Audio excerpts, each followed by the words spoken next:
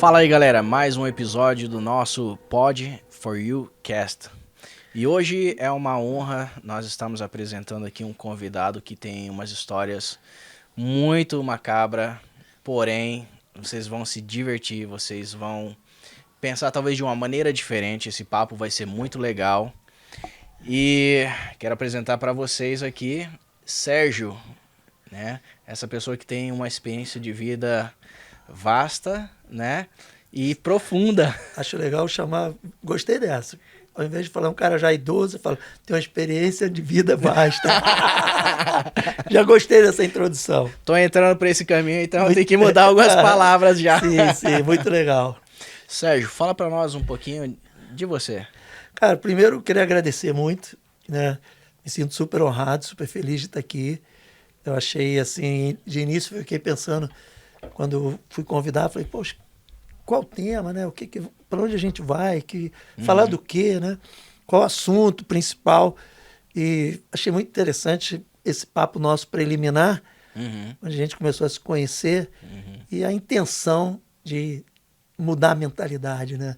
Então, parabéns para você, parabéns para o podcast. Espero que tenha muito sucesso e que alcance o propósito, né? 100%. E o propósito de mudar a mentalidade, ajudar as pessoas a saírem de um nível e irem para outro nível. Bom, meu nome é Sérgio Ponce, sou casado com uma mulher linda chamada Silvia há 39 anos. Tenho 2 filhos, uma menina e um menino, que para mim são sempre meninos, mas hoje já não são mais meninos. A minha filha também é casada. Hoje a gente está com uma babyzinha nova, ela tem 2 filhos e agora uma menininha. E tem meu filho que também tem um casal de filhos, quer dizer, casado com uma californiana linda chamada Melissa. A história é simples, cara.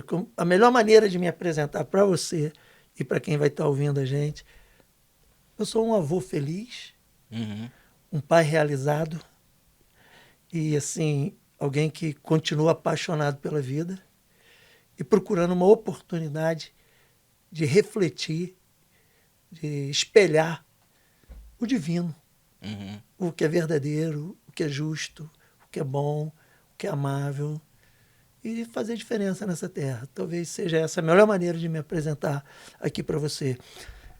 Culturalmente ou educacionalmente falando, eu fiz odontologia no Brasil, fiz ortodontia, tinha um curso junto com meu irmão, que até hoje está lá, Alexandre Ponce, um curso muito legal, onde a gente ensinou aí centenas, agora já chegou a milhares de dentistas a fazer ortodontia, um curso de especialização em ortodontia em Niterói, no Rio de Janeiro, muito legal.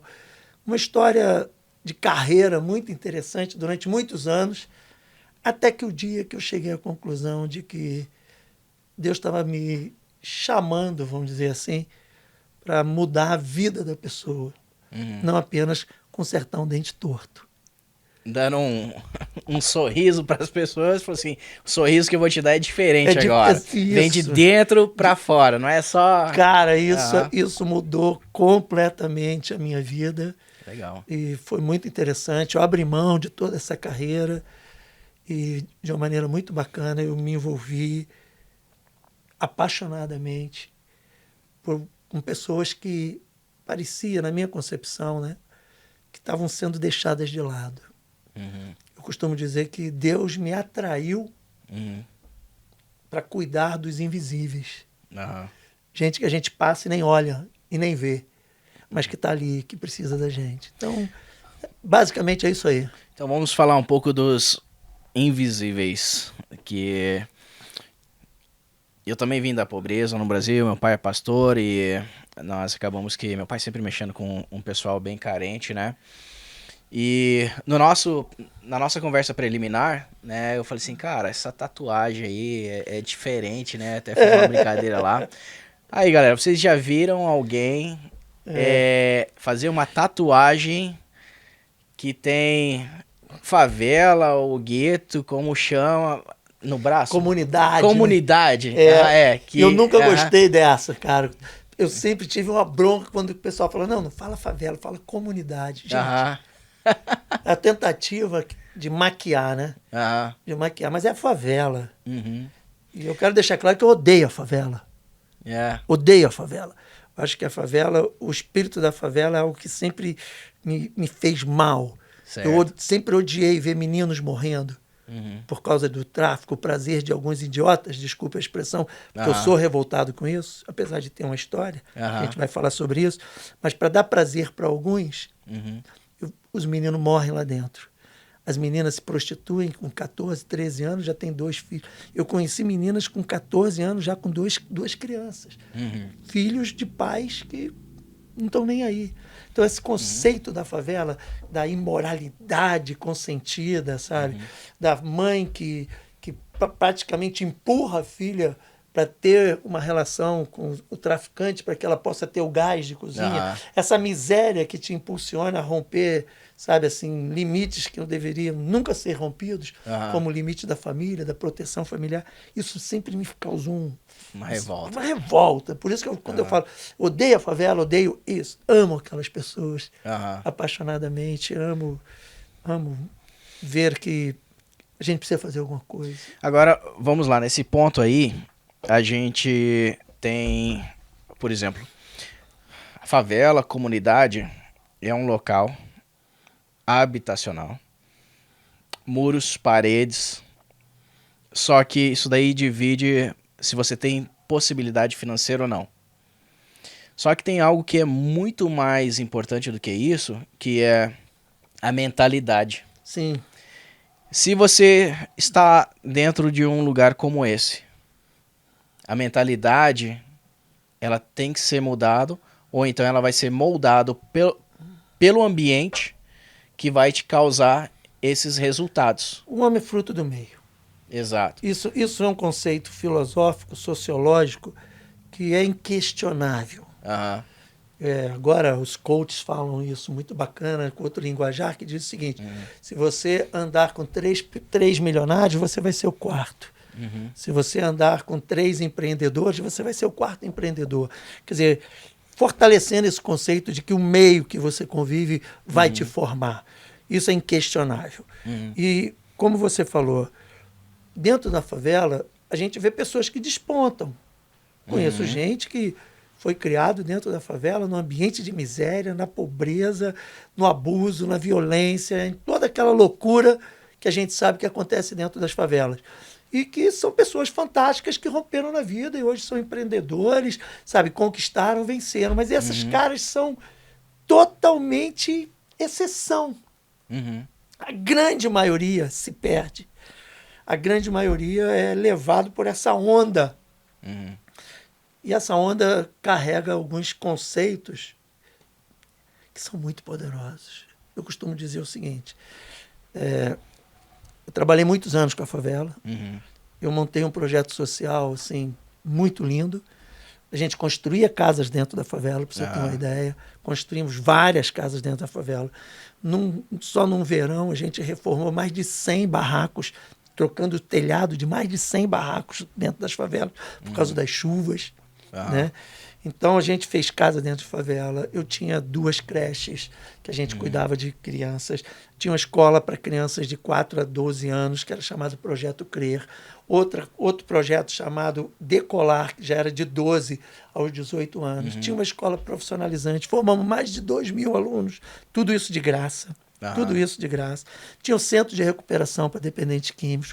Casa-abrigo, casa da mãe, para receber as meninas que não tinham, que engravidavam, não tinham filhos, que tinham filhos, não tinham para onde ir, e as meninas também que estavam em necessidade.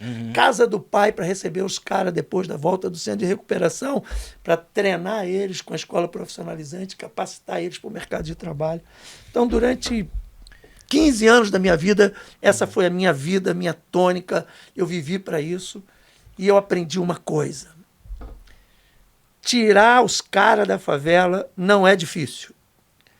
Eu montei um projeto esportivo, então botei 2 quadras de tênis de saibro, um campo de futebol, assim, tapete, uma grama assim, absurda, e montei um projeto esportivo ali com 2 casas, onde eu abriguei uns meninos que estavam aprendendo tênis. Então o meu desafio era o seguinte, o moleque na favela quer ser Neymar, o moleque da favela não quer ser Federer, não quer ser Djokovic, porque não tem acesso, acha que nunca vai conseguir. Então, eu botei uma raquete na mão dos moleques, cara. raquetes boas, professor. E eu vi os moleques despontando. Até hoje, eu tenho uns meninos meus que hoje são professores de tênis, cara, que estão vivendo de dar aula de tênis em academias de tênis. Então, eu convivi muito com essa coisa de tirar os caras da favela. Então, eu sempre falei, tem que tirar, porque o ambiente da favela é muito nocivo. Tirar a mentalidade deles Não, de dentro tirar e também eles mesmo. fora. Tirar eles mesmo, fisicamente, botar eles morando fora da favela, para fora daquele ambiente da favela, trabalhar a cabeça deles. E eu descobri uma coisa, que a gente consegue tirar os caras da favela, os moleques da favela. Digo, quando eu falo moleque, é com muito amor, com muito carinho, Sim, é como chamo eles, tá? Não tem nada de depreciação, por favor. Você Na que tá ouvindo. nossa lá é guri. Guri. Os guri. Ok. Então, tirar eles da favela não é difícil, irmão. É. Tirar a favela de dentro deles é uma luta. E eu não quero escandalizar ninguém e também não quero, assim, ofender ninguém aqui através desse papo nosso, mas eu tenho que ser muito honesto com você e com quem está ouvindo a gente. Depois de 30 anos trabalhando em projetos sociais, eu estou convicto que se não nascer de novo, não tem jeito. Eu estou convicto que se essa pessoa não tiver uma experiência de verdade com Deus, onde ele possa olhar como que num espelho e olhar a vida dele e falar, cara, Deus tem outro plano para mim.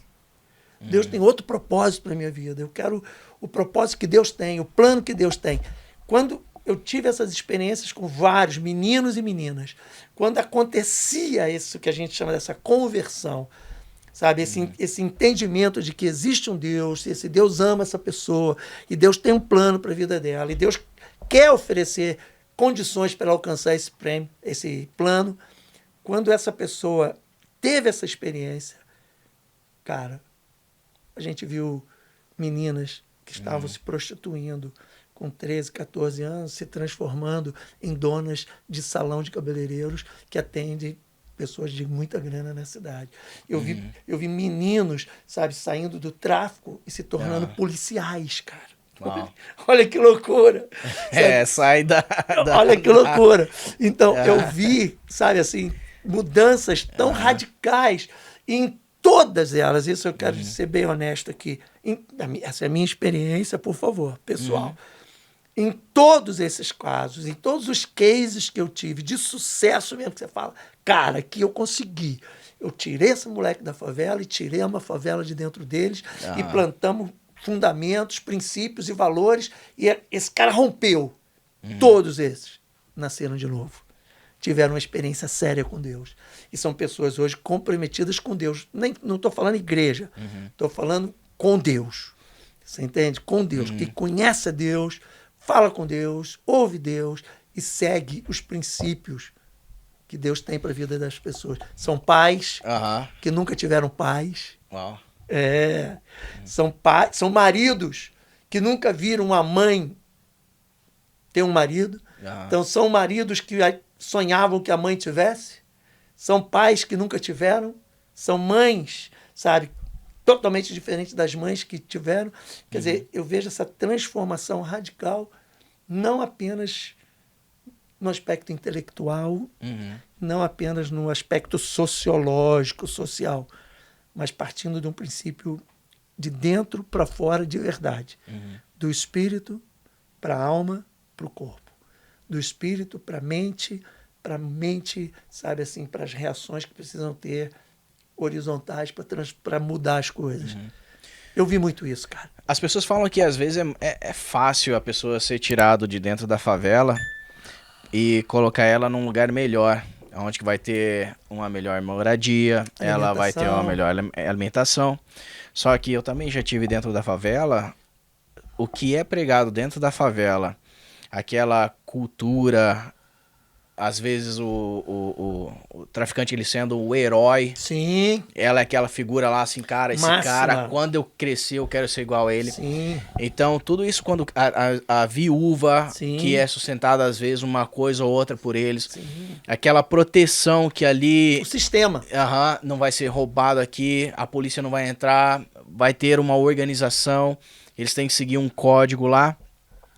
Não é fácil, não é simplesmente dar uma boa comida, Não. não é dar só uma boa casa, uma boa cama, né? Lá dentro da pessoa tem inserido que isso dali pra ele é o melhor. Tem um cara que eu gosto, nunca gostei, mas agora eu tô gostando muito dele. Aham, Vou falar dele aqui, que é o Pablo Marçal. E o aham, Pablo Marçal fala umas coisas que eu me amarro de ouvir. Gosto de ouvir. Ele fala o seguinte, a vida da gente, a gente vai recebendo vários códigos. aham, E esses os códigos vão desencadeando processos. uhum, O que você está dizendo é que essa galera, dentro da favela, desde que nasce, vou além, hein? Antes de nascer, já aham, no útero ele já é rejeitado, já é um problema. aham, Ok? Então, ele vai recebendo códigos e códigos e códigos, e esses códigos são negativos. uhum, E códigos que plantam na cabeça dele que ele não vai vencer, que ele tem limites sociais que não vai vencer, limites educacionais que ele não vai vencer. E isso tudo vai se transformando barreiras, barreiras, barreiras, barreiras, que vão construindo em volta desse indivíduo, sabe, muralhas que ele não consegue romper. Derrubar essas muralhas é o grande desafio. E para derrubar essas muralhas, infelizmente ou felizmente, demanda um esforço e uma ação inteligente.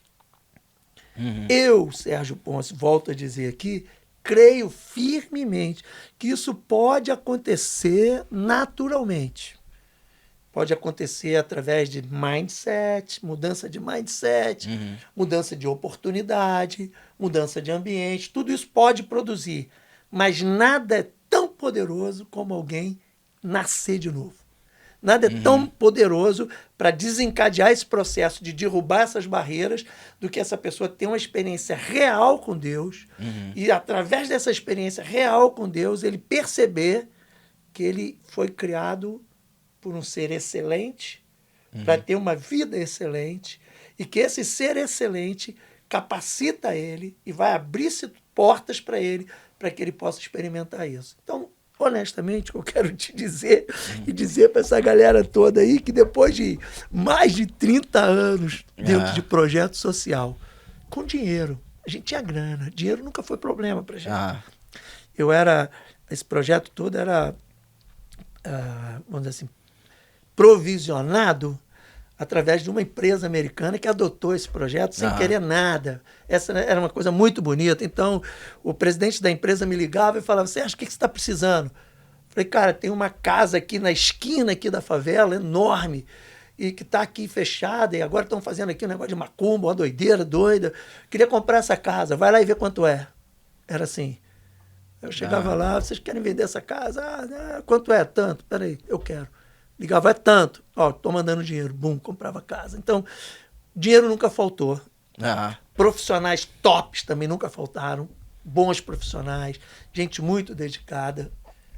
Mas se tem uma coisa que hoje eu voltaria atrás para consertar, eu daria mais ênfase a uma evangelização, vamos dizer assim, sem a cara denominacional, mas trabalhar mais o espiritual dessas crianças, com mais ênfase. A gente trabalhava, mas tinha que ter mais ênfase para, a partir daí, a gente pegar essa criança, esse adolescente, e aí sim, chegar com subsídios para mexer na mente, para mexer na alma e produzir resultados práticos na vida dele.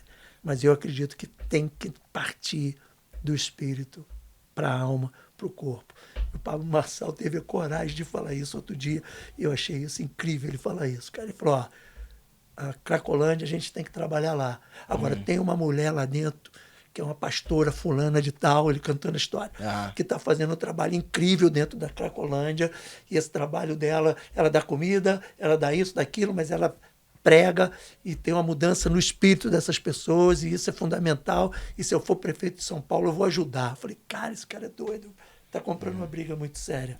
Mas ele acredita, e eu também creio hoje, que qualquer mudança sofre um processo de catalisação, acelera demais o processo, se você tiver um verdadeiro encontro com Deus.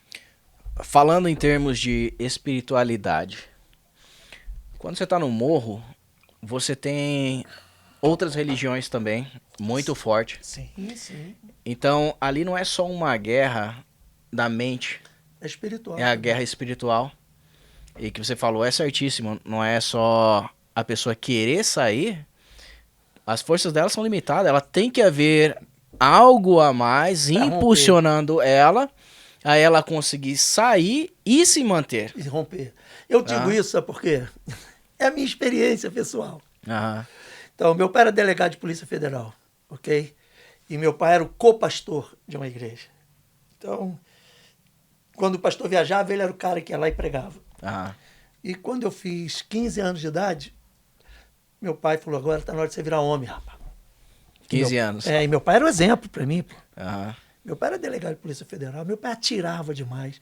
A gente estava em Mato Grosso, caçando, pescando, ele era monstro. Meu pai era o tipo do cara que todo mundo queria ter ele como pai. Ah. Eu tinha, assim, pena dos meus amigos, porque ele era só meu pai, não era o pai deles. Ah. Pra você ter uma ideia, o nível assim que eu tinha de admiração com ele. Ele era um super profissional, excelente profissional. E muito respeitado, meu pai, pela integridade dele, no aspecto de corrupção. Mas ele era um imoral e eu não sabia. E estava dentro da igreja, meu irmão. Sério. Isso é uma loucura, meu irmão. Fazendo E cagada. ajudava o pastor. Mas meu pai era um cara devasso. Aham. Devasso, lá do outro lado. E ninguém sabia disso. Ali dentro de casa ele era um cara, sabe como? Cheio de princípios, valores. Ah. E fora, um hipócrita. Com 15 anos ele me levou para jantar, aniversário. Meu, era eu e ele, ele era meu ídolo. Aham. Quando ele falou que a gente ia sair junto, só nós dois, eu botei a meia dele. Botei o sapato dele, enchi de meia na frente para poder calçar o sapato dele, que era Aham. maior que o meu. Então, botei uma cueca dele. Olha a loucura, meu irmão. Botei o perfume dele todo. E saí. Porque eu queria parecer com meu pai. E quando a gente foi para jantar, a gente jantou numa churrascaria lá em Copacabana. E depois que acabou o jantar, ele falou: agora vamos esticar um pouco a noite. Eu não tinha noção de nada. Estamos falando em 1975. Foi quando eu tinha 15 anos. Então, não existia nem fax, pô, nem telefone móvel. Pelo amor de Deus. Então, era outro mundo. Um moleque com 15 anos em 1975 não tem nada a ver com um moleque de 15 anos hoje, ok? Não Eu era tem. totalmente inocente, cara. Totalmente inocente de tudo. Só jogava bola e andava de bicicleta. Bom, acabou o jantar na churrascaria, meu pai virou para mim, vamos esticar a noite. Atravessamos a rua em Copacabana e tinha uma boate chamada Bataclan. Aí ele foi na direção da boate. Falei, meu pai é o aspas, pastor, pô. Fazer o que aqui? Aquelas luzes piscando, uma porta enorme. Me trouxe pra evangelizar. Eu fiquei perdido. 2 segurança fortão na entrada e uma placa dizendo proibida a entrada de 21 anos, menores de 21 anos. Falei, caraca, a hora que chegou assim, pra uma porta, 2 folhas, né? Os caras abriram a porta para ele entrar, sem ele falar nada. E eu atrás dele. Veio uma mulher correndo lá de dentro, loura, com os cabelos todos esvoaçados, uma roupa meio indecente, já pulou no pescoço dele, deu-lhe um beijão na boca. Aí eu assim, estatelado, olhando aquilo, falei, o que está acontecendo? Aí ela virou, sabia que você vinha hoje. Ela falou, você quer meu filho? Aí a mulher veio e me deu um beijo, ainda pegou uma ponta aqui da minha boca. Caramba. Nunca esqueço isso, ainda pegou assim. Falou, igual a você. Eu olhei perdido, cara. Entramos.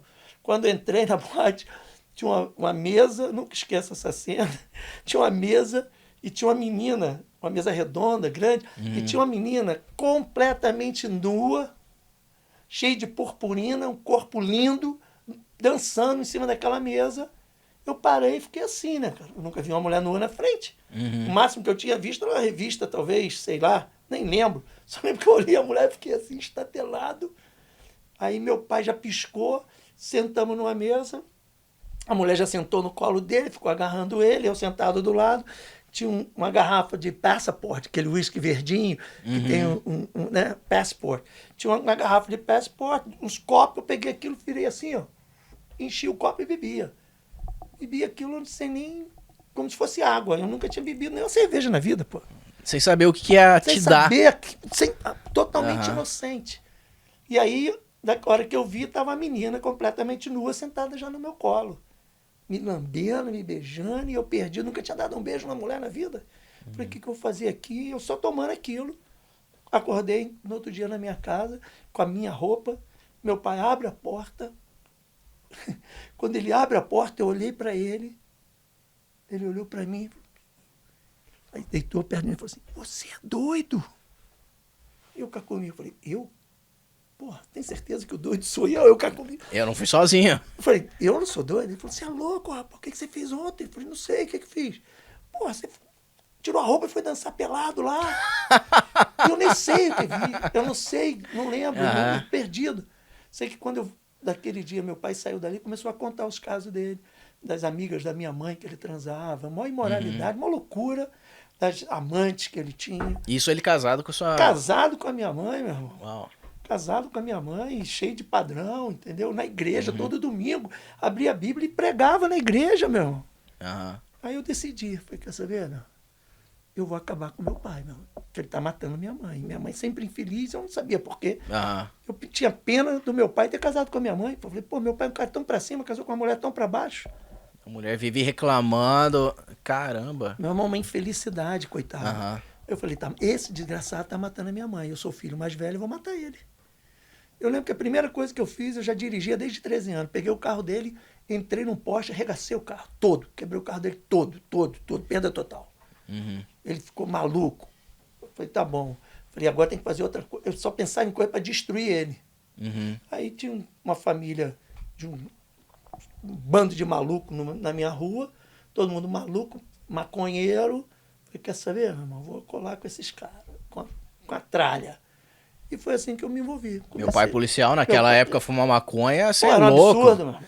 Em 1975, cara, eu parti pra dentro. Fui pra aquela casa e comecei a fumar maconha igual louco.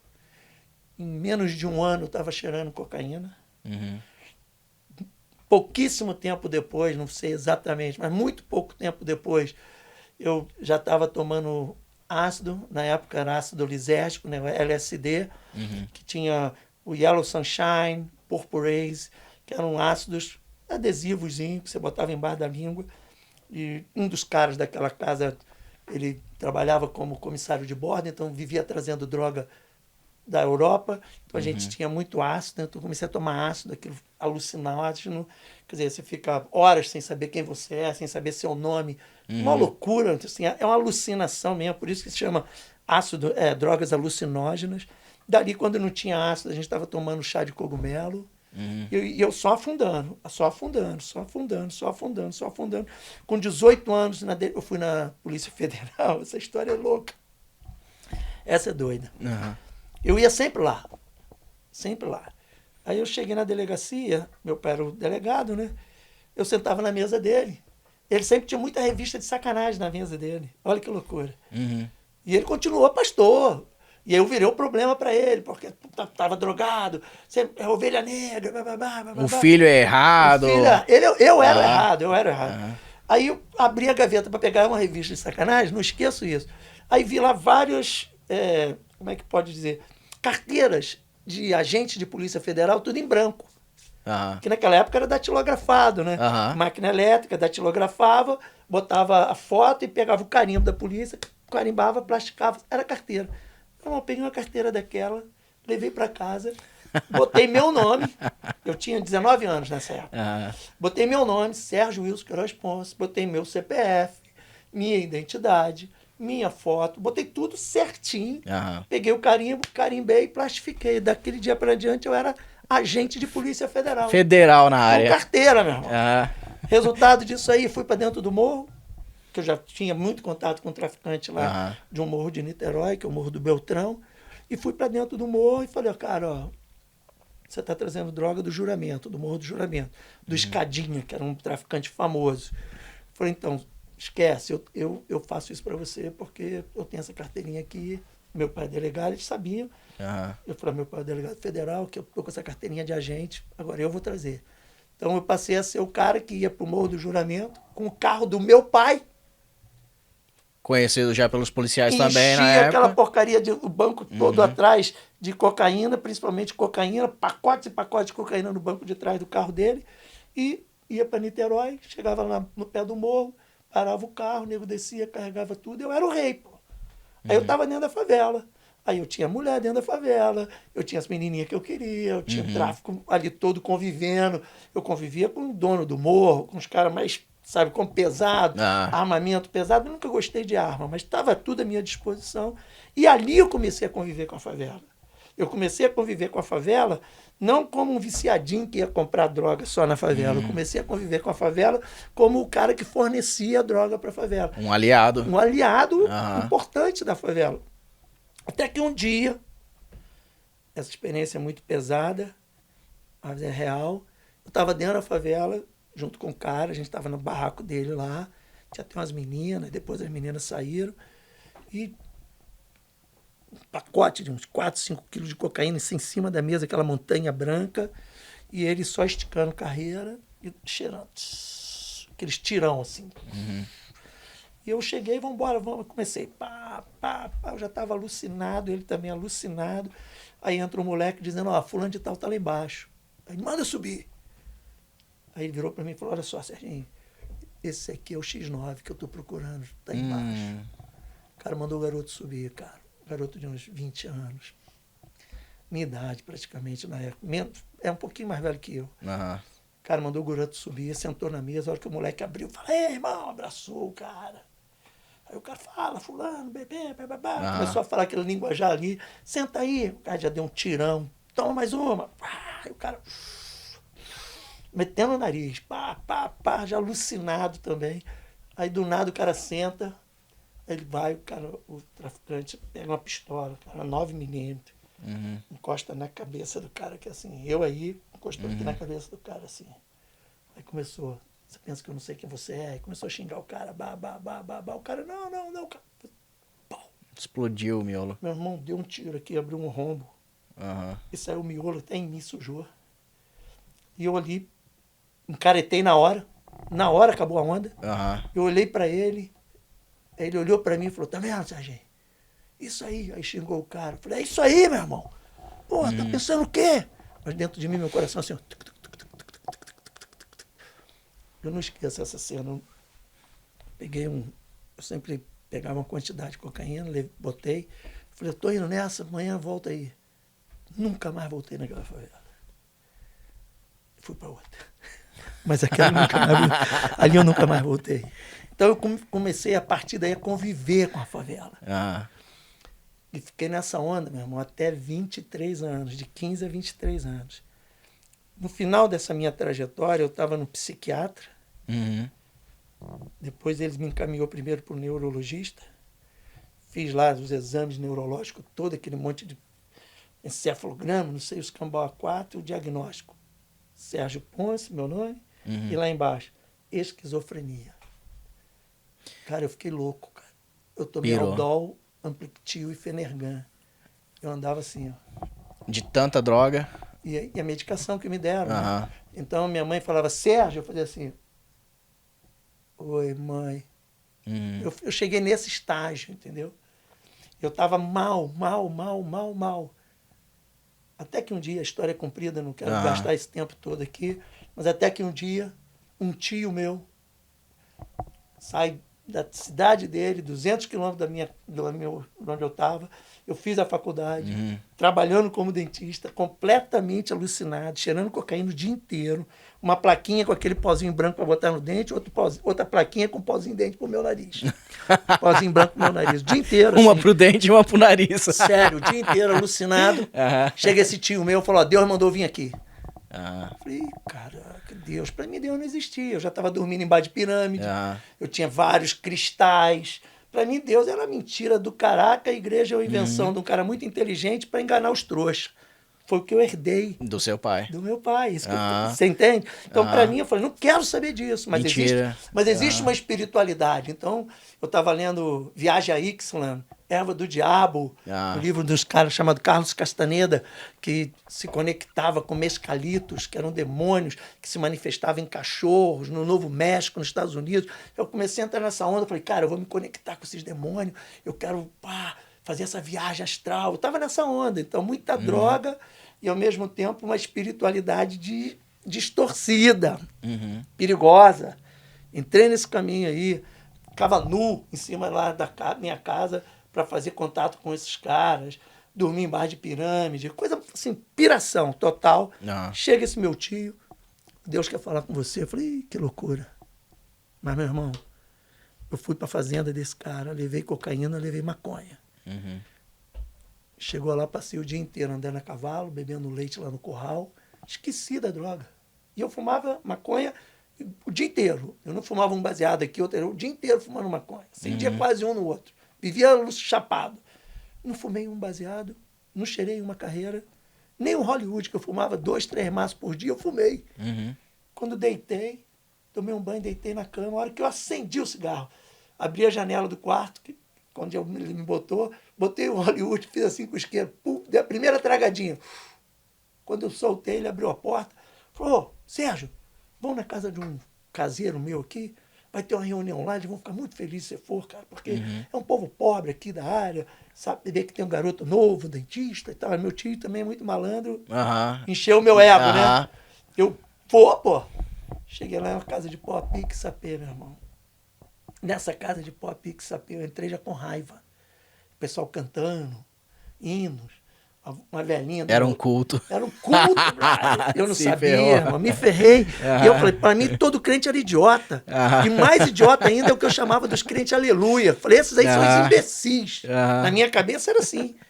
Cara, eu entrei ali, tinha uma velhinha do lado aqui da porta, eu entrei, fiquei do lado da porta aqui. Desse lado da porta tinha uma velhinha com coque. Agora vamos fazer isso, aí vamos cantar. Aí o cara do lado, aí irmão, toma aqui. Eu falei, não sou seu irmão. Mostrando o livrinho para cantar. Eu com raiva de estar ali. A velhinha, agora vamos orar. Chegou uma hora que ela falou, vamos orar. E começou ela a gritar. E todo mundo gritando ao mesmo tempo e eu olhando ali para todo mundo. Falei, cara, eles são loucos, meu irmão. E ao mesmo tempo eu fiquei viajando. Falei, pô, também são, pô, tem uma onda nisso aqui. Tem uma doideira, tal, papapá. Eu era muito místico, sabe como? Eu fiquei assim, o que tá acontecendo? Um cara em frente a mim, um negão de bigode, terno, começa a orar em outras línguas, falar outra língua. Eu entrei numa que o cara era africano, que estava orando pro Deus dele. Sério, eu nunca vi nada parecido. Falei, o que é isso que esse cara tá fazendo, meu? Aí eu perguntei, falei, Deus, foi a primeira vez, rapaz, que loucura foi isso. Eu fechei o olho e falei assim, Deus, você tá falando na boca desse cara? Porque eu sentia que tinha alguma coisa quando aquele cara orava, sabe como? Eu sentia, falei, pô, tem algo aqui, cara, tem algo aqui. Uma energia, algo diferente. Tem, meu, sabe aquela coisa? Eu falei, tem uma parada aqui, eu percebi isso. Aí eu falei, Deus, você tá falando na boca desse cara? Aí o cara parou de falar aquela língua e falou em português, meu filho, por que duvidas? Falou essa frase. Mano, era uma casa de pau a pique, sapê, terra de chão, batido, 2 lamparinazinhas de querosene. Eu encostei a cabeça assim naquele barranco, no barro, né? Encostei a cabeça e falei assim, ferrou, tô fulminado. Só fiz cagada. Minha vida é uma desgraça. Se Deus existe, eu tô ferrado. Perdi. Não, sério, brother. Eu achei que ia cair um raio na minha cabeça ali. Eu tava esperando essa pancada. Aí eu perguntei de olho fechado, assim, me borrando todo. Falei, Deus, cara, você tá falando na boca desse cara. Aí ele falou a segunda frase. Meu filho, por que duvidas? E falou, tenho ouvido as orações da sua mãe. Eu vou mudar a sua vida. Eu vou fazer isso. E foi falando, irmão. Foi falando, eu vou te levar em lugares que você nunca imaginou. Eu vou tirar isso do seu coração. Eu vou tirar esse ódio. Eu vou tirar esse... Foi falando, pá. E aquilo foi entrando dentro de mim de um jeito, assim, tão violento. Eu sei que quando ele parou de falar em português, voltou a falar aquela língua, eu estava do lado da porta, eu vazei. Vazei, desci um trilho, parei embaixo de um pé de jabuticaba carregado. Nunca vou esquecer essa cena na minha vida. Um pé de jabuticaba carregado, aquele jabuticabão, uma lua linda, um céu lindo. Eu lembro que eu parei embaixo daquele pé de jabuticaba, cara, levantei minhas 2 mãos pro alto e falei, Deus, se você existe, se isso é verdade, que eu estou vivendo aqui, e se você vai fazer tudo isso na minha vida, cara, então faz, bicho. Porque eu estou ferrado. A minha vida é uma desgraça. Eu não tenho nada. Eu não tenho nada para te oferecer. Eu não tenho nada para te dar em troca, mas eu estou aqui, cara. Eu me dou para você. Não sei como faço isso, mas eu quero isso. E assim eu me converti, cara. Longe de igreja, sem pastor botar a mão na minha cabeça, sem ninguém fazer um apelo, quem quer aceitar Jesus. Cara, foi assim. Deus me encontrou. Deus veio na minha direção e me deu um pau na testa. Eu voltei para casa, a gente tinha acabado. Meu tio triste falou, poxa, rapaz, você saiu, o negócio foi tão bom aqui. Eu falei, não, tá tranquilo, tal, eu gostei. Não falei nada. Dormi. Voltei para casa do meu tio, deitei na cama e dormi. Eu não dormia, cara. Eu via demônio estrangulando meu pescoço, monstro o dia inteiro. Sabe aquele filme Advogado do Diabo, já viu? Já. Aham. Aquela cena do elevador, que tem umas mulheres subindo com o cara pro quarto dele lá em cima, e de repente o rosto das mulheres se transforma e viram demônios. Ah. Eu via aquilo o dia inteiro, o tempo todo. Eu olhava assim para seu rosto, e daqui a pouco seu rosto ia mudando e virava um demônio. Eu vivia essas alucinações. Aquela noite eu dormi, brother. Paz. Paz, cara. Acordei de manhã cedo, fui escovar o dente, porque meu tio falou, vamos na igreja. Eu falei, a sua igreja é igual àquela de ontem? Ele falou, é. Eu falei, então quero ir. Ele ficou feliz da vida. Glória a Deus! Meu irmão, fui lavar o rosto, cara. Quando cheguei perto do espelho, eu sempre tinha essa onda de olhar muito no espelho, pertinho, para ver meu olho, como é que eu tava. É doideira minha. Mas eu cheguei perto do espelho, botei meu rosto assim, quando eu olhei, falei, caraca, tem alguma coisa dentro de mim. Eu senti que tinha algo dentro de mim. E na hora, ali, olhando no espelho, vendo aquilo, eu falei, por que eu tô me drogando, cara? Isso não tem sentido, cara. Tô destruindo minha vida. Fui lá no quarto, peguei tudo que eu tinha, 3 vidros de Redoxon, cheio de cocaína, uma pedra de uns 100 gramas de maconha prensada no mel, peguei aquilo, joguei no vaso, demorou a maconha aí, porque fica boiando, foi uma dificuldade para maconha aí, a cocaína já foi rápido. Mas dei várias descargas, joguei aquilo fora. Irmão, nunca mais na minha vida eu me droguei, pô. Legal. Eu estava no psiquiatra, eu estava tomando Aldol, Ampliquitil e Fenergan. Quando eu voltei para a próxima consulta do psiquiatra, ele falou, não, cara, você não... Tá limpo. Você não tem que ficar fazendo nada aqui, ó. Lê esses livros aqui, me deu uns livros da igreja lá para me ler. Falou, leva esse livro aqui, a receita de Aldol, Ampliquitil, Fenergan passou a ser o vinho novo é melhor, atrevi-lhe a chamar-lhe pai, e um outro que eu esqueci. Eu tenho isso escrito lá na receita do médico. Cara, a partir daí minha vida mudou, cara. Conheci a minha esposa, 8 meses depois a gente casou, estamos casados há 39 anos. A minha carreira profissional saiu daqui onde eu estava, fez isso, decolei. Um péssimo aluno que foi, me transformei num professor absurdo. Tudo obra de Deus, tudo milagre. Por isso que eu creio de verdade que se não nascer de novo, cara, qualquer outra tentativa de mudar a história da vida de alguém vai ser muito difícil, muito pesada. Pode acontecer. Mas se nascer de novo, meu, esse processo é catalisado. Sabe como? Isso se acelera de uma maneira vertiginosa. Foi o que aconteceu comigo. Fui pra favela conviver com um bandido, pô. E como é que ficou o relacionamento entre você e seu pai? Nessa transição? Que teu pai, assim, você teve a rebeldia dos 15, aconteceu um fato. Até 24. Fez você pirar a cabeça, foi até 24. Você viveu um momento de piração, aí você encontra um ser, né, no cristianismo, que te dá uma porrada de realidade. E Sim. dali você começa a enxergar tudo que você vem fazendo dos 15 até os 24. Sim. Como é que foi esse choque agora? Brother, aí que você vai pirar. Por isso que eu falo que Deus é um Deus muito bom, cara.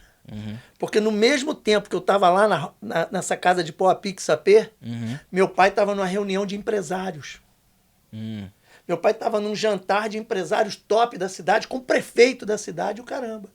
E essa reunião era uma estratégia de um grupo que decidiu falar de Jesus fora da igreja, porque os caras acreditavam que falar de Jesus e do evangelho dentro da igreja estava difícil de acessar essa galera de poderosos, sabe como? Então, foi empresário, né, com grana, né, com autoridade. Então, eles tinham essa estratégia. Meu pai estava dentro desse lugar, desse jantar. Um velhinho, um coroa, deu um testemunho, contou a história da vida dele. E no final, meu pai estava lá ajoelhado, deitado no chão, chorando igual um louco, cara. Quando eu cheguei em casa dessa viagem que eu fui fazer na fazenda do meu tio, na segunda-feira, quando eu entrei, minha mãe já começou a chorar, me abraçou, meu filho. Falei, mãe, fui no ouvido dela, falei assim, mãe, encontrei com Jesus Cristo. Nossa, aí... Meu irmão, ela começou a chorar desesperada. Ai, meu Deus. Falei, mãe, fica tranquila, que nós vamos consertar isso tudo. O meu irmão caçula, Alexandre, tinha 15 anos, eu já estava com 18, e ele Fui buscar ele 3 vezes no Hospital Antônio Pedro tomando glicose na veia por causa de álcool. 15 anos. Um dia, uma dessas vezes que eu fui buscar ele, eu peguei um papel, na época, agora é saquinho, mas eu peguei um papel de cocaína e dei para ele, no meu carro. Falei aqui, cheira a cocaína e para de beber. Então, eu comecei a induzir meu irmão, caçula, a ir para droga. Meu irmão do meio estava lá também, boate, barzinho, tocando, ele é músico. A família estava um caos, todo mundo assim, totalmente desestruturado. A minha irmã perdida no meio disso tudo. Eu falei, mãe, eu vou te ajudar, nós vamos mudar essa história dessa família. Fica tranquila. Ela falou, tá bom. Aí quando entrei em casa, ela falou assim, seu pai está na sala e quer falar com você. Tinha 2 anos, mais ou menos, que eu não falava com meu pai. A gente morava na mesma casa, quando ele chegava eu saía, e a maioria das vezes eu estava fora também. Então, eu ficava mais fora do que dentro. E aí, quando eu entrei na sala, meu pai estava sentado do lado de um piano que a gente tinha. Eu olhei para ele, com paixão, sabe como? Mas mal, ele olhou para mim e falou, senta aqui, eu quero falar com você. Eu falei, tá bom. 2 anos que a gente não falava, ele só me culpava que eu era ovelha negra, que eu estava destruindo a família, que eu ia matar minha mãe. Isso é só isso que eu ouvia. O que você está fazendo vai acabar com todo mundo. Blá, blá, blá, blá. Você era o culpado de tudo. Eu sou culpado de tudo. E ele sentado ali, eu não esqueço, cara. Ele olhou dentro do meu olho e falou assim, Sérgio, eu tenho que te pedir perdão. Fui eu, né? Foi aquela noite, foi aquela boate que você descobriu quem eu era, o miserável que eu era. Foi isso que foi a base para você se destruir esses anos. Que ele não sabia da minha experiência. Ele não sabia nada que tinha acontecido comigo, entendeu? Aí ele começou a chorar, cara. Ele falou, pelo amor, ajoelhou. Eu estava sentado no sofá, ele ajoelhou na minha frente, olhou para mim chorando e falou assim, me perdoa, meu filho. Perdoa seu pai. Eu falei, mas tá tranquilo, pai. Calma. Ele falou, não, cara, eu sou outra pessoa, eu sei que eu não tenho direito de falar isso com você, mas eu tive uma experiência ontem que mudou a minha vida e eu quero te pedir perdão, por favor, eu preciso que você me perdoe. Eu falei, não, você está perdoado, pai. Eu também, culpa minha. Ele falou, não, a culpa é toda minha, não é sua. Foi eu que errei. Ele falou um lance assim absurdo. Eu comecei a chorar. Imagina a cena, né? Nossa, minha mãe. a atmosfera ali. Atmosfera assim, absurda. E foi muito bacana que no outro dia de manhã ele estava com a mala dele pronta para ir embora de casa, né? E ele falou, vou embora. Falou para minha mãe isso. Eu vou embora, eu não tenho condição de ficar mais aqui com vocês, todo o mal que eu te fiz, esses anos todos, babá. Todo aí, peso de culpa. Culpa. Aí minha mãe falou para ele, meu bem, você não vai a lugar nenhum, seu lugar é aqui. Eu já sabia disso tudo. E ele contou para minha mãe. Muitas das amantes dele eram amigas da minha mãe, cara. Nossa. Mulher de amigo dele, que ia caçar com ele em Mato Grosso, pô. O meu pai era louco, bicho. E ela ficava só na oração? Só na oração. Ela falou, já sabia disso tudo. Aí ela falou uma frase muito bacana. Ela falou, Jesus me perdoa dos meus pecados. E já perdoou você. Quem sou eu para não te perdoar? Você está perdoado. Você vai ficar, nós vamos mudar essa história dessa família juntos. E isso vai ser uma coisa boa para a glória de Deus um dia. Babá. E foi o que aconteceu. Uma semana depois eu já estava fazendo reunião na minha casa com os meus amigos drogados, maluco, que os caras falaram, pô, que você não fuma mais, não cheira mais, o que houve? Eu falei, vem pra cá que eu vou te contar lá em casa. Aí chegava lá, oração, Jesus, sabe? Começou uma revolução na minha casa. Dali a gente foi para um sítio que meu pai comprou, porque a gente gritava muito, muito barulhento, incomodava os vizinhos. Nesse sítio nasceu a Operação Resgate. Eu casei com a Silvia, meses de casado, a gente estava com um centro de recuperação dentro da nossa casa, cuidando das pessoas que estão com problema de dependência química. Então, eu experimentei essa transformação, a história é comprida, mas eu experimentei essa transformação e eu vi que nenhum esforço fora essa ação de Deus no meu espírito era suficiente para mudar a minha vida. Mas quando Deus entrou na minha vida de verdade, eu nasci de novo, eu gosto de frisar isso, eu nasci de novo, cara. Eu me virei uma outra pessoa. Os meus desejos, minhas vontades, meus valores, meus princípios, tudo fez assim, ó, flip, de cabeça para baixo. E quando eu comecei a vivenciar isso, o favor de Deus veio. A Silvia chegou, uma mulher maravilhosa, toda certinha, bonitinha, toda organizadinha. Eu um louco, desvarado, descacetado. Cara, a gente casou, a gente construiu uma família linda, sabe? A partir daí começamos a trabalhar para ajudar as pessoas. Centro de recuperação foi onde a gente partiu para favela, porque eu vi a realidade da favela. Falei, agora eu tenho algo para mudar a favela. Eu tenho Jesus, eu tenho Deus, eu tenho princípios, valores. Eu vou partir para a favela. E foi o que a gente fez, cara. Meu pai e minha mãe, a partir disso aí, montaram um projeto lindo, onde eles tinham mais de 300 crianças que eles adotaram, praticamente. Eles criaram um projeto onde botavam as crianças nas casas, eles davam dinheiro lá para pagar os pais sociais e cuidava de todo mundo aí, todo mundo em nome deles. Foi lindo, tudo isso muito bonito, o que nasceu a partir daí. Então, tipo, eu não posso negar a minha experiência pessoal de que toda tentativa de psicólogo, respeito demais, psiquiatra, respeito demais, são caminhos, mas nada disso foi suficiente para mudar a minha história. Tudo isso foi catalisado, porque depois eu fiz a terapia, sabe, ajustar as coisas, né? Encontrar os gaps e preencher esses gaps, mas tudo isso foi catalisado a partir do momento que eu nasci de novo. Que de verdade Jesus entrou na minha vida, eu comecei a me relacionar com ele, sabe? Aturei até as igrejas, a loucura de algumas igrejas, porque eu estava olhando era para ele, sabe como? Nunca entrei em dependência de pastor A, B ou C, ou de sistema, igrejas, nunca, sempre pensando nele. E a partir daí, cara, minha vida mudou. Então eu acredito que a gente muda a favela se a gente tiver um caminho para mudar a realidade espiritual das pessoas. Qualquer pessoa aqui na América, trazendo para a América, qualquer pessoa aqui na América, cara, pode ter sua vida transformada. Sua mentalidade transformada, tudo. Se ao invés, eu não quero ser agressivo, mas se ao invés de se relacionar com a religião, com o sistema religioso, a gente encontrar uma maneira de ajudar essas pessoas a se relacionarem com Jesus e com o Espírito de Deus. A partir daí, tipo, a alma vai para o seu lugar, a mente vai para o seu lugar, e a gente consegue transformação de verdade. Que até Desculpa, mesmo não falei demais. Não, é uma história, é uma história. Me perdoa aí vocês. Não, tá tranquilo. É uma história muito interessante porque poderia acabar essa história numa tragédia, você tendo acesso à arma, matando seu pai. E estava prestes. Ok? Era um objetivo meu. Você ter uma overdose, sua mãe passar por um trauma desse. Sim. Ok? Então tem várias coisas negativas que estava na realidade, e de um momento do teu tio e uma igreja, um local de reunião, né? É uma casa de pau a pique, não era igreja não, cara.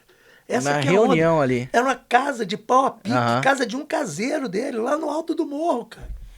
Aí vem um ser iluminado, que nunca mais vi. Que vai no seu íntimo, ali é o que você precisava, e te dá uma palavra, aquela chave, né, para mudar totalmente a sua vida.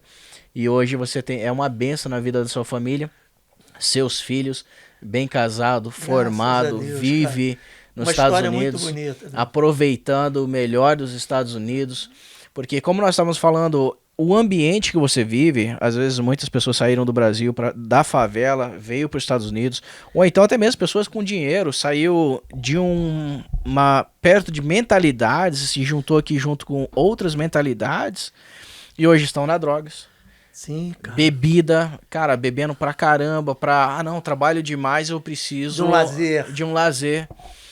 E tempo vai, passa, e os resultados continuam sendo o mesmo. Você mudou de país, mas você não mudou de ambiente.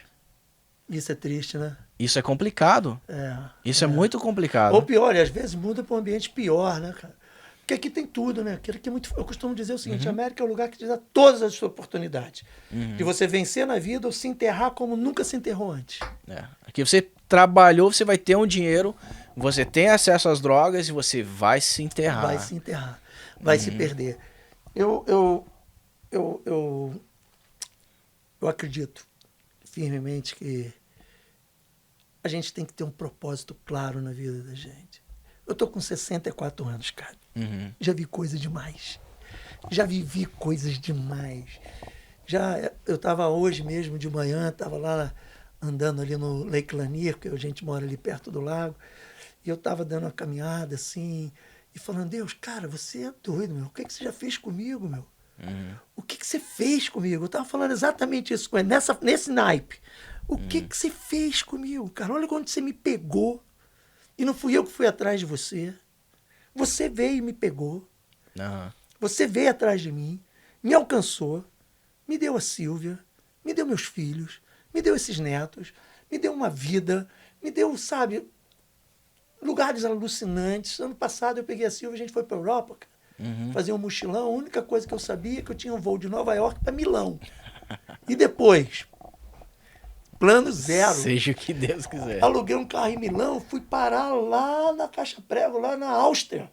Depois na Suíça, rodamos aquilo ali tudo, vivendo assim um céu, cara, lugares alucinantes. Tinha hora que eu sentava assim, parava, sentava no meio-fio, olhava aquela paisagem e chorava.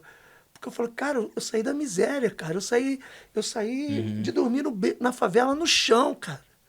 De acordar depois de 7 dias, mano, sem saber meu nome. Você sabe lá o que é isso? Você acordar e aí você realize, né?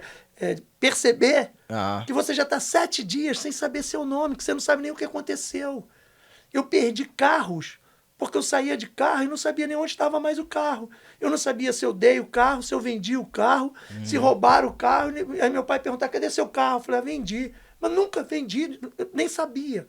Porque eu estava num nível assim de alucinação de alguém que não tinha retorno, cara. Para e pensa. Na minha trajetória de loucura, eu estava num lugar na beira de um precipício que não tinha como ter retorno.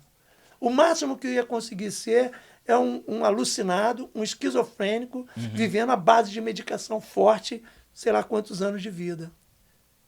Cara, Deus me fez um cara normal, eu sou normal. Normal com várias experiências. Eu sei que muita Carregado gente tá dizendo, de experiência. quando eu falo que eu sou um cara normal, tem gente olhando e falando assim, esse cara não é normal não. Mas eu sou um cara normal, cheio de princípios de Deus na minha vida, graças a Deus. Conheço a misericórdia de Deus. Todo dia de manhã eu sei que a misericórdia acorda e fala, Sérgio, fica firme, estou contigo, vamos embora. Eu tenho uma relação com ele muito bacana. Hoje eu posso dizer que ele é meu amigo, cara. Então, ele sabe quem eu sou. Se eu não falo com ele hoje, tudo bem. Amanhã eu falo e tá tudo bem. Ele não tá me cobrando. Então, eu consegui perceber, e estava percebendo isso hoje de manhã, o que Deus fez na minha vida, cara. E eu cheguei a uma conclusão e eu quero aproveitar esse podcast para dar essa mensagem. Posso? Pode. Vou falar com você que está me ouvindo aí, cara. Os últimos 40 anos da minha vida, eu estou com 64, tá? Então eu considero até os 24. Para trás é lixo. Mas os últimos 40 anos da minha vida, eu vi muita coisa linda acontecer na vida de muita gente. Eu vi gente sendo recuperada, eu vi gente sendo transformada, eu vi famílias sendo restauradas. Cara, eu vi tanta coisa linda. Eu tenho tanta imagem e momentos lindos na minha cabeça, assim, de pessoas sendo transformadas, ajudadas. É uma coisa fantástica.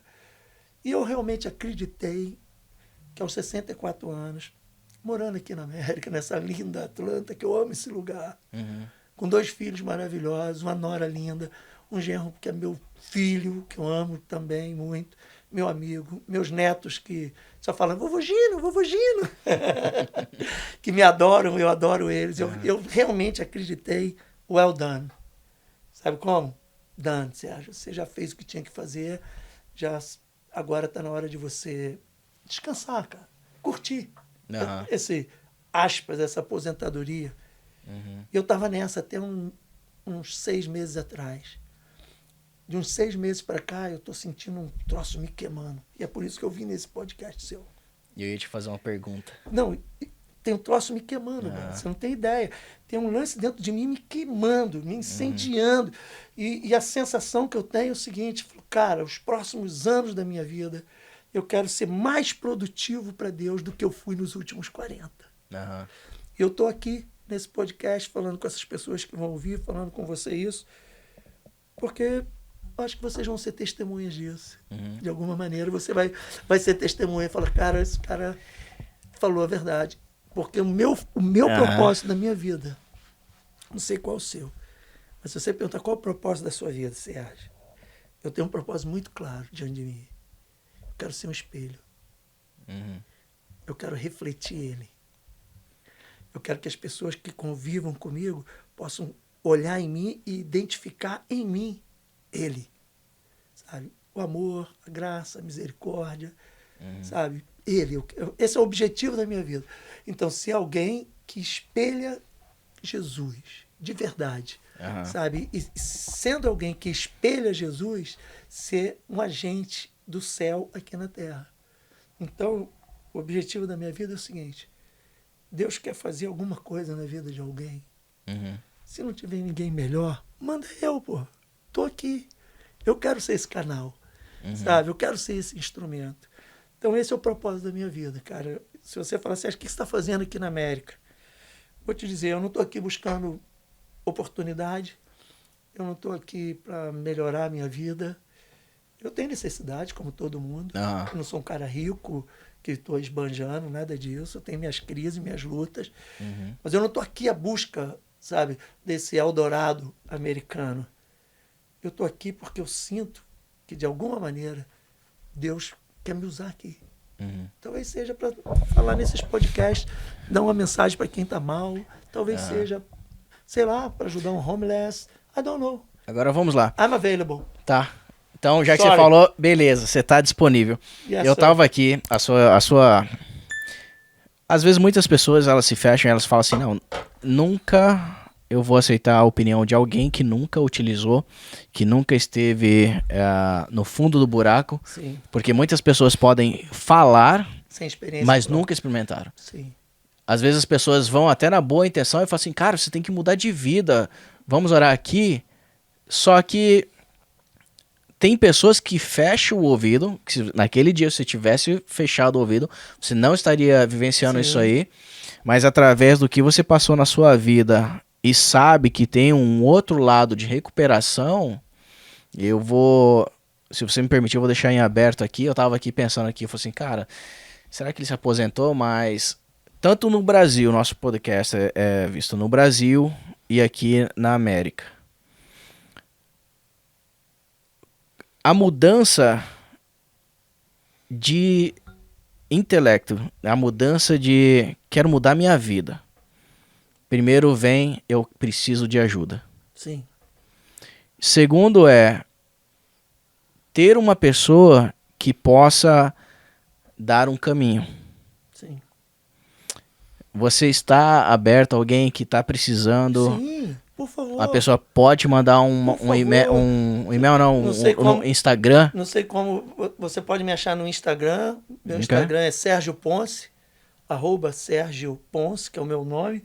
Eu acho que você me acha lá com alguma facilidade. Nós não vamos sei. colocar ali Você o pode seu colocar, Instagram. Pode Aham. colocar meu e-mail também, se você quiser, pode colocar. Eu posso passar aqui pro Rafa, pro seu pessoal aí da tecnologia.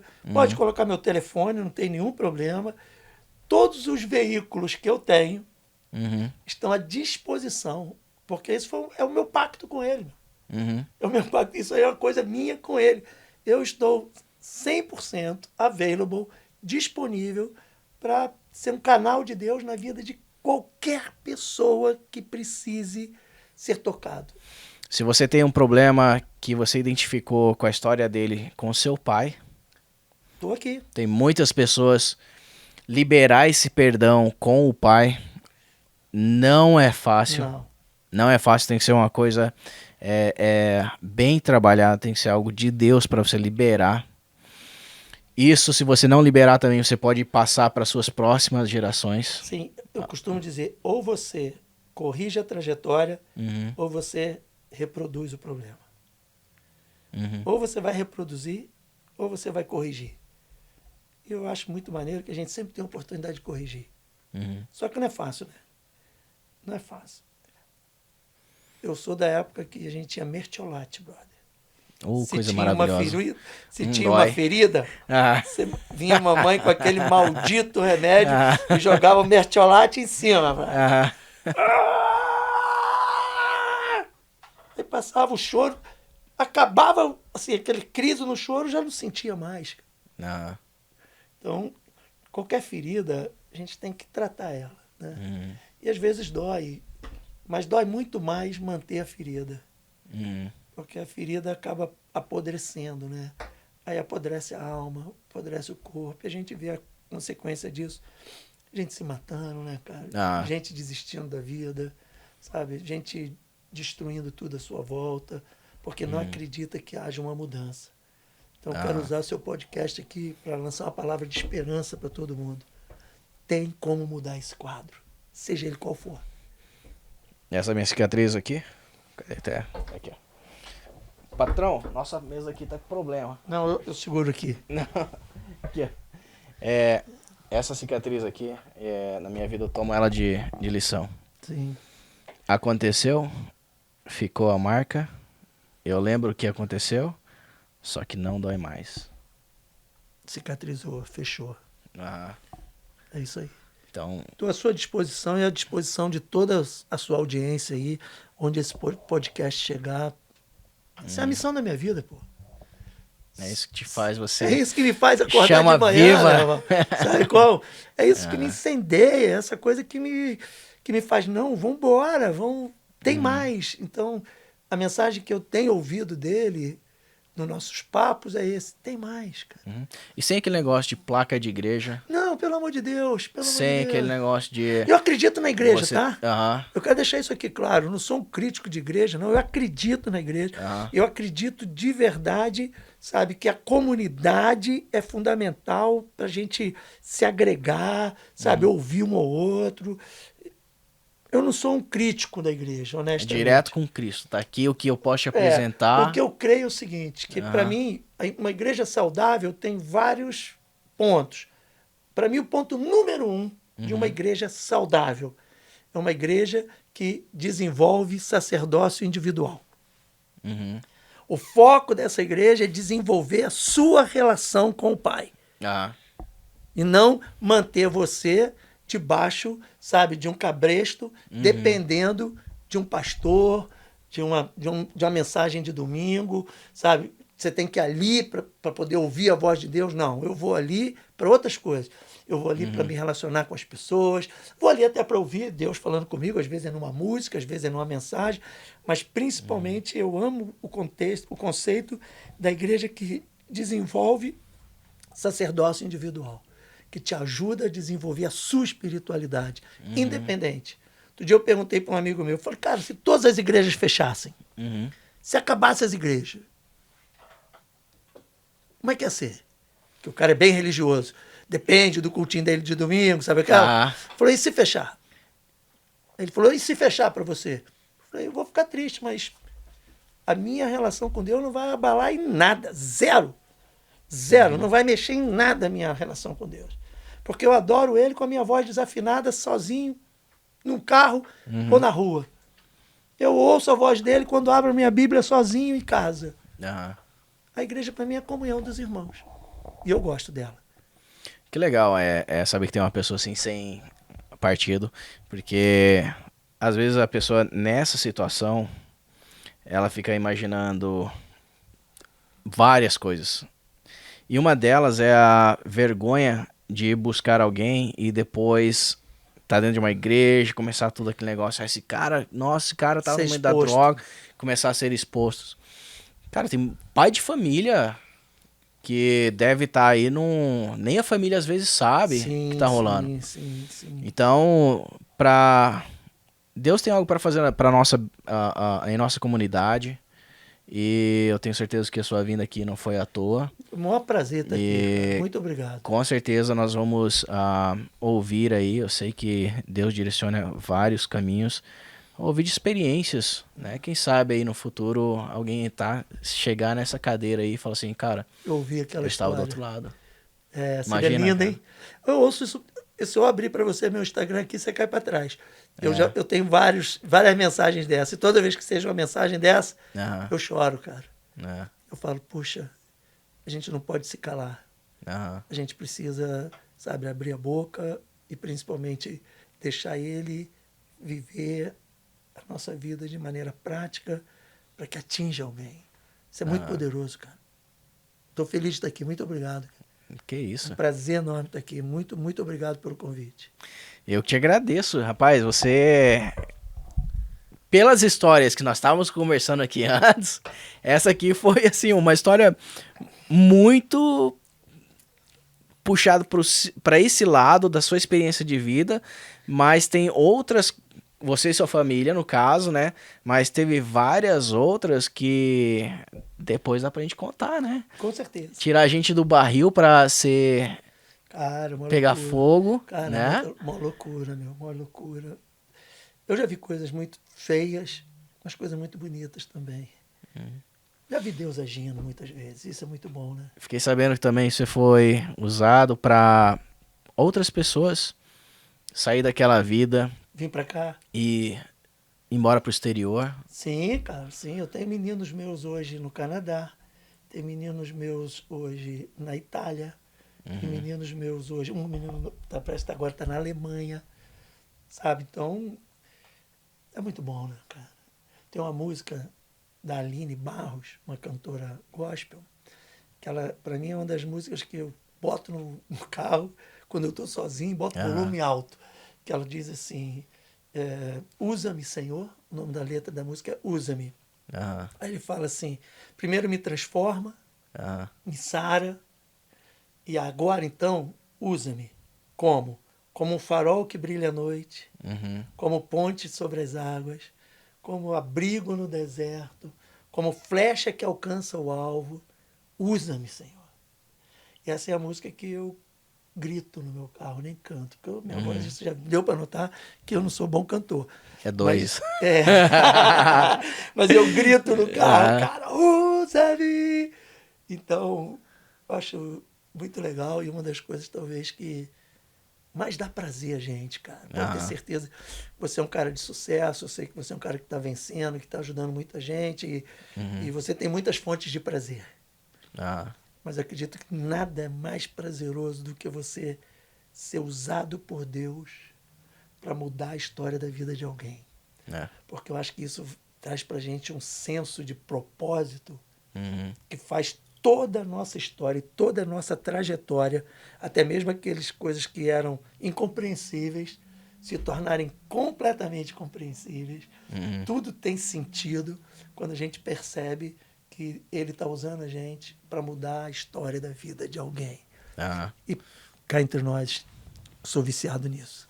O que me encanta nisso é saber que um ser tão poderoso, Pode usar a gente. tão maravilhoso, pega uns cacos, Igual nós, igual eu aqui, meu irmão. Louco, louco. joga umas situações na nossa frente Loucura. e fala assim, ó, Vai, abre a boca que vai acontecer. que eu tô aqui. Eu E pego essa. Muito bom, não é? Maravilhoso. Cara, eu amo Ah. tudo isso. Eu amo tudo isso. É uma sensação de prazer maravilhosa. E foi uma das coisas que nós abrimos esse podcast, nós soltamos informações lá fora para que as pessoas possam sair de um estado da mentalidade, que eu falo assim, muitas coisas da nossa vida.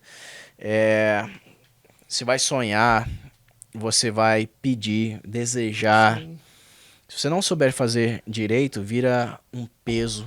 sim. Cara, eu quero essa América, eu quero ser próximo nessa América. Pô, vai...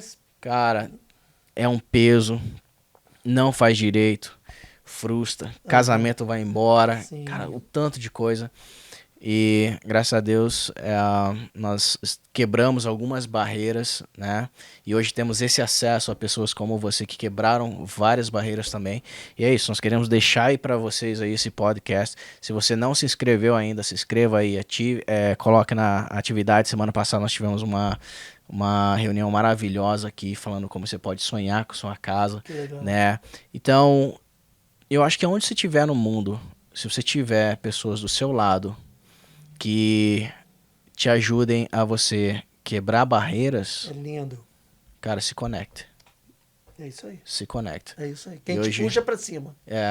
E hoje foi um prazer aqui participar Prazer dessa meu. história aí. E você que gostou aí, coloque seu comentário. Nós vamos colocar o Pode botar meus Instagram. contatos.